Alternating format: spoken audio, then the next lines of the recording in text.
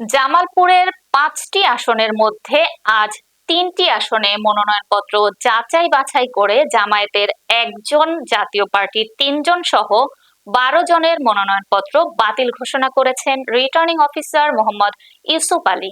বিস্তারিত থাকছে জামালপুর থেকে পাঠানো প্রতিবেদনে। জামালপুর ১ বিএনপির প্রার্থী এম রশিদুজ্জামান মিল্লাত, জামায়াতের নাজমুল হক সাঈদী ও ইসলামী আন্দোলনের আব্দুর রউফ তালুকদারের মনোনয়নপত্র বৈধ ঘোষণা করা হয়েছে।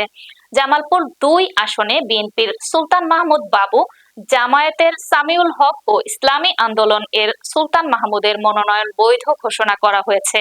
জামালপুর ৩ আসনে বিএনপির প্রার্থী মুস্তাফিজুর রহমান বাবুল, জাতীয় পার্টির মীর শামসুল আলম লিপটন ও ইসলামী আন্দোলনের দৌলতুজ্জামান আনসারী সহ ৬ জনের মনোনয়ন বৈধ ঘোষণা করা হয়েছে। কর্মকাণ্ড করেছি, কাজেই আমার পর্ব সম্পন্ন হয়েছে। বাছাই পর্ব শেষে বৈধ প্রার্থীদের তালিকা।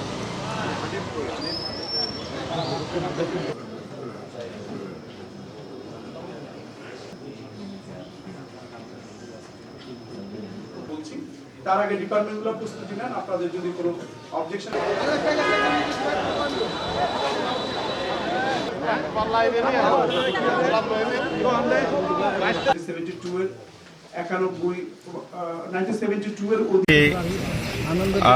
স্ক্রুটিনি ছিল এবং স্ক্রুটিনিতে আমাদের প্রার্থিতা বৈধ বলে গণ্য হয়েছে, আলহামদুলিল্লাহ।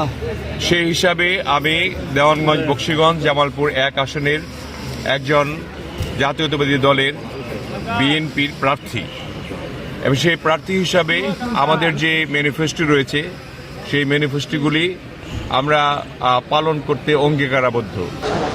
আমি আশা করি আজকের এই দিনে আমি আনন্দ মাদাগঞ্জবাসীকে আমি ধন্যবাদ জানাতে চাই, আমার কৃতজ্ঞতা জানাতে চাই, আমার পাশে থাকবার জন্যে, আমাকে সমর্থন করবার জন্যে, আমার জন্য দোয়া করবার জন্যে।